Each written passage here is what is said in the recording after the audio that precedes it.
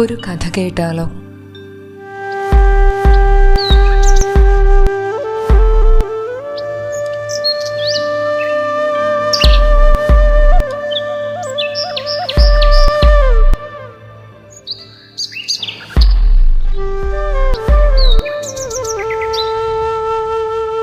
അതെ, ഒരു നല്ല കഥ കേൾക്കാം.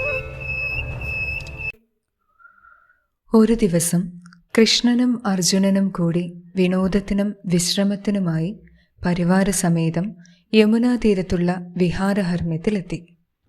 അവർ അവിടെയെല്ലാം ചുറ്റിക്കറങ്ങി ഒരു പീഠത്തിൽ വന്നിരുന്നു.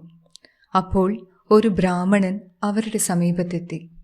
ജ്വലിക്കുന്ന തേജസ്സോടുകൂടിയ അദ്ദേഹം ആജാനബാഹുവായിരുന്നു.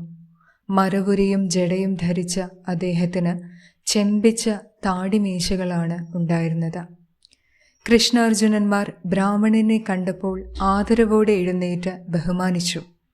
ബ്രാഹ്മണൻ പറഞ്ഞു, എനിക്ക് കലശലായ വിശപ്പുണ്ട്. ഞാൻ ധാരാളം ഭക്ഷിക്കുന്നവനാണ്.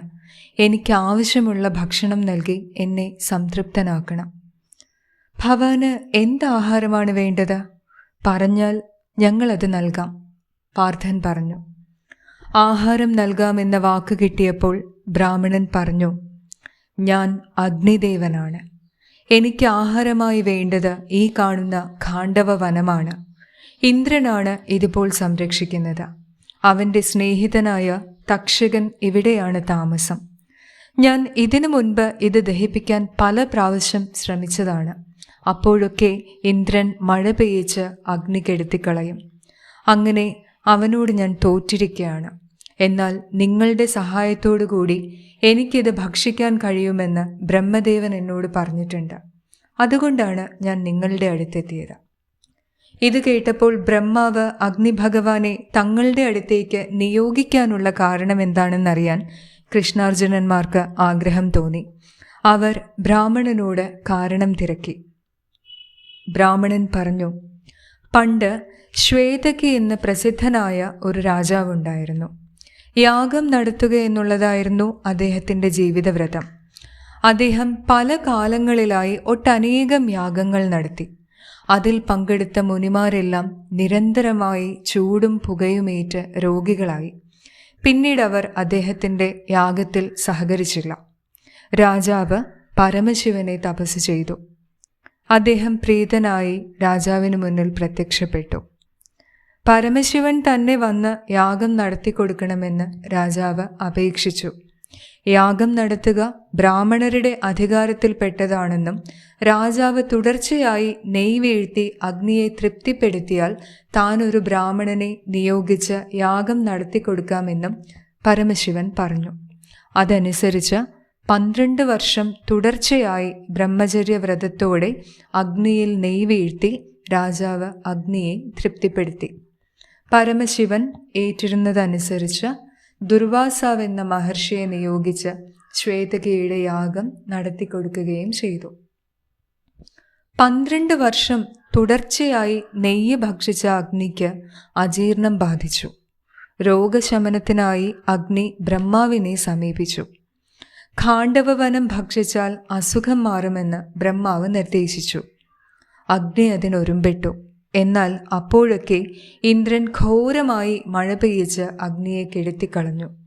ഇന്ദ്രന്റെ ശക്തി കൊണ്ട് തനിക്ക് ഖാണ്ഡവവനം ഭക്ഷിക്കാൻ കഴിയുന്നില്ലെന്ന് അഗ്നി ബ്രഹ്മാവിനോട് പരാതിപ്പെട്ടു. അപ്പോൾ ബ്രഹ്മാവ് പറഞ്ഞു, അല്ലയോ അഗ്നിദേവ, നീ അല്പം കൂടി ക്ഷമിക്കുക. നരനാരായണന്മാരുടെ സഹായത്തോടെ നിനക്ക് ഖാണ്ഡവവനം ഭക്ഷിക്കാൻ കഴിയും. അവർ നിന്നെ സഹായിക്കും. ഏതാനും നാളുകൾ കഴിഞ്ഞ് വീണ്ടും എന്നെ വന്ന് കാണുക. കുറച്ച് നാളുകൾക്ക് ശേഷം അഗ്നി വീണ്ടും ബ്രഹ്മാവിനെ സന്ദർശിച്ചു. ബ്രഹ്മാവ് പറഞ്ഞു, അല്ലയോ അഗ്നി, ദേവേന്ദ്രൻ നോക്കി നിൽക്കെ നിനക്ക് ഖാണ്ഡവവനം ദഹിപ്പിക്കാൻ കഴിയും. നരനാരായണന്മാർ കൃഷ്ണാർജുനന്മാരായി ഭൂമിയിൽ ജനിച്ചു കഴിഞ്ഞു. അവർ ഇപ്പോൾ ഖാണ്ഡവവനത്തിന് സമീപം താമസിക്കുന്നുണ്ട്. നീ അവരെ പോയി കാണുക. അവരുടെ സഹായത്തോടെ നീ ഖാണ്ഡവവനം ഭക്ഷിക്കുക. ഇപ്രകാരമാണ് ബ്രഹ്മാവ് എന്നെ നിങ്ങളുടെ അടുത്തേക്ക് നിയോഗിച്ചത്. നിങ്ങൾ എനിക്ക് വേണ്ട ഭക്ഷണം നൽകാമെന്ന് സമ്മതിച്ചിട്ടുണ്ട്. ഖാണ്ഡവവനം എനിക്ക് ഭക്ഷിക്കാൻ സൗകര്യപ്പെടുത്തി തന്ന നിങ്ങളുടെ വാക്ക് ദയവായി പാലിച്ചാലും. അഗ്നി ഭഗവാനെ സഹായിക്കാൻ പാർത്ഥൻ തീരുമാനിച്ചു.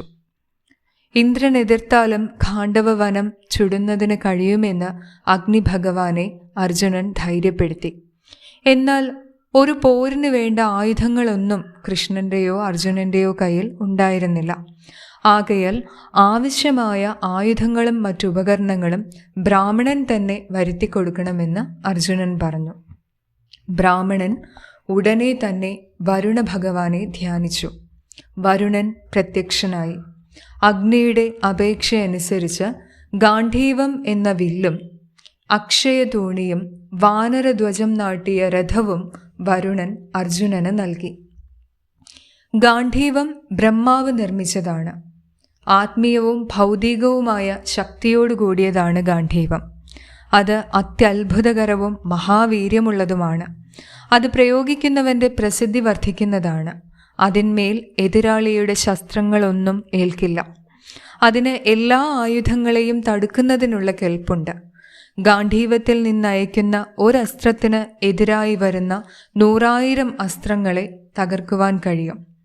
അതിനെ ദേവദാനവ ഗന്ധർവന്മാർ പൂജിച്ചിരുന്നതാണ്. അതിൻ്റെ കൂടെയുള്ള തൂണീരത്തിൽ എപ്പോഴും നിറയെ അമ്പുകൾ ഉണ്ടായിരിക്കും. ഒരിക്കലും അത് ഒഴിയുകയില്ല. വരുണൻ പ്രസിദ്ധമായ കൗമോദകി എന്ന ഗദ കൃഷ്ണന് നൽകി. ദൈത്യസൈന്യത്തെ മുഴുവൻ തകർക്കാനുള്ള കരുത്ത് ആ ഗദയ്ക്ക് ഉണ്ടായിരുന്നു. അഗ്നി കൃഷ്ണന് ചക്രായുധം നൽകി. വജ്രനാഭമായ ആ ചക്രം ആഗ്നേയാസ്ത്രപ്രഭമായിരുന്നു. അത് പ്രയോഗിച്ചാൽ ശത്രുക്കളെ വധിച്ചിട്ട് വീണ്ടും കൃഷ്ണന്റെ കയ്യിൽ വന്നു ചേരുന്ന ശക്തി അതിനുണ്ടായിരുന്നു. പോരിനു വേണ്ട ആയുധങ്ങളും രഥവും കിട്ടിക്കഴിഞ്ഞപ്പോൾ ധൈര്യമായി ഖാണ്ഡവവനം ദഹിപ്പിച്ചുകൊള്ളാൻ കൃഷ്ണാർജുനന്മാർ ബ്രാഹ്മണന് നിർദ്ദേശം നൽകി. ബ്രാഹ്മണൻ സ്വന്തം രൂപമായ അഗ്നിദേവനായി ഖാണ്ഡവവനത്തിൻ്റെ ഉള്ളിൽ കടന്ന് ഭയങ്കരമായി ജ്വലിച്ചു. അഗ്നി ആളിക്കത്തി. ഇടിനാദം പോലെയുള്ള ശബ്ദം വനത്തിൽ നിന്നും ഉയർന്നു. ജീവജാലങ്ങൾ തീയിൽ വീണ് പിടഞ്ഞു മരിച്ചു. ദേവേന്ദ്രൻ വിവരമറിഞ്ഞു. അദ്ദേഹം ഖാണ്ഡവ രക്ഷയ്ക്കായി ഇറങ്ങിത്തിരിച്ചു. ഘോരമായ മഴ പെയ്യിച്ചു. അർജുനൻ തൻ്റെ അസ്ത്രപ്രയോഗത്താൽ വനത്തിൻ്റെ ഉപരിതലം മൂടി ആകാശം അടച്ചു. ജലം കാട്ടിൽ പതിക്കാതെ പുറത്തേക്കൊഴുകി. തക്ഷകന്റെ രക്ഷയ്ക്ക് വേണ്ടിയായിരുന്നല്ലോ ഇന്ദ്രൻ വനം സംരക്ഷിച്ചിരുന്നത്. അഗ്നി പടർന്നു പിടിക്കുമ്പോൾ തക്ഷകൻ അവിടെ ഉണ്ടായിരുന്നില്ല. അവൻ്റെ ഭാര്യയും പുത്രനായ അശ്വസേനനും മാത്രമേ ഉണ്ടായിരുന്നുള്ളൂ. ഭാര്യ മരിച്ചെങ്കിലും അശ്വസേനനെ അവൾ രക്ഷപ്പെടുത്തി. ഇന്ദ്രന്റെ മായാപ്രയോഗം കൊണ്ട് ഒരു നിമിഷ നേരത്തേക്ക് അർജുനൻ മോഹാലസ്യപ്പെട്ട സമയത്താണ് അശ്വസേനൻ രക്ഷപ്പെട്ടത്. അഗ്നി കത്തുമ്പോൾ അസുരന്മാരുടെ ശില്പിയായ മയൻ തക്ഷകന്റെ ഗുഹയിലുണ്ടായിരുന്നു. അവൻ മായാജാലം കാട്ടി രക്ഷപ്പെടാൻ ശ്രമിച്ചു. പക്ഷേ കൃഷ്ണന്റെ ചക്രം അവനെ പിന്തുടർന്നപ്പോൾ അവൻ്റെ ജീവന് രക്ഷയില്ലാതായി. അവൻ പാർത്ഥന്റെ പാദത്തിൽ അഭയം പ്രാപിച്ചു. അവനെ നശിപ്പിക്കരുതെന്ന് അഗ്നിഭഗവാനോട് അർജുനൻ അപേക്ഷിച്ചതനുസരിച്ച് അഗ്നി മയനെ ഭക്ഷിച്ചില്ല. അവസാനം ഇന്ദ്രൻ തന്നെ കൃഷ്ണാർജുനന്മാർക്കെതിരായി നേരിട്ട് യുദ്ധം ചെയ്യാനെത്തി. അദ്ദേഹത്തോടൊപ്പം എല്ലാ ദേവന്മാരും സൈന്യവും ഉണ്ടായിരുന്നു. യുദ്ധം കാണാൻ മഹർഷി പുങ്കവന്മാർ ആകാശത്ത് അണിനിരന്നു. ഇന്ദ്രൻ തൻ്റെ അവസാനത്തെ അടവായി വജ്രായുധമെടുത്ത് കൃഷ്ണാർജുനന്മാർക്കെതിരായി പ്രയോഗിച്ചു. എന്നാൽ ചക്രായുധം കൊണ്ട് കൃഷ്ണൻ വജ്രായുധം തടഞ്ഞപ്പോൾ ഇന്ദ്രന്റെ വിജയേച്ഛ നശിച്ചു. അപ്പോൾ ഒരശരീരി കേൾക്കായി, അല്ലയോ ദേവേന്ദ്ര, നിനക്ക് കൃഷ്ണാർജുനന്മാരെ പോരിൽ ജയിക്കാൻ കഴിയുകയില്ല. അവർ നരനാരായണന്മാരാണ്, ആദിദേവന്മാരാണ്, സർവലോകങ്ങൾക്കും പൂജനീയരാണ്. ഖാണ്ഡവാരണ്യത്തിൻ്റെ ദഹനം ദൈവകൽപ്പിതമാണെന്നറിയുക. ഇത് കേട്ട് ഇന്ദ്രൻ യുദ്ധം നിർത്തി. കൃഷ്ണാർജുനന്മാർക്ക് ആശംസകൾ നേർന്നിട്ട് ദേവലോകത്തേക്ക് മടങ്ങി. പിന്നീട് അഗ്നിഭഗവാൻ നിർഭയനായി പ്രചണ്ഡ താണ്ഡവമാടി. 15 ദിവസം കൊണ്ട് ഖാണ്ഡവവനം കത്തിയെരിഞ്ഞു. ഇത് മഹാഭാരതത്തിൽ നിന്നുള്ള കഥയാണ്. കഥ എല്ലാവർക്കും ഇഷ്ടപ്പെട്ടല്ലോ. കഥ ഇഷ്ടപ്പെട്ടെങ്കിൽ എല്ലാവരും ശ്രീ ഋഷിയുടെ ചാനൽ സബ്സ്ക്രൈബ് ചെയ്യുക. പരമാവധി നിങ്ങളുടെ സുഹൃത്തുക്കൾക്ക് ഷെയർ ചെയ്യുക. മറ്റൊരു കഥയുമായി വീണ്ടും കാണുന്നതുവരെ ഏവർക്കും നമസ്കാരം.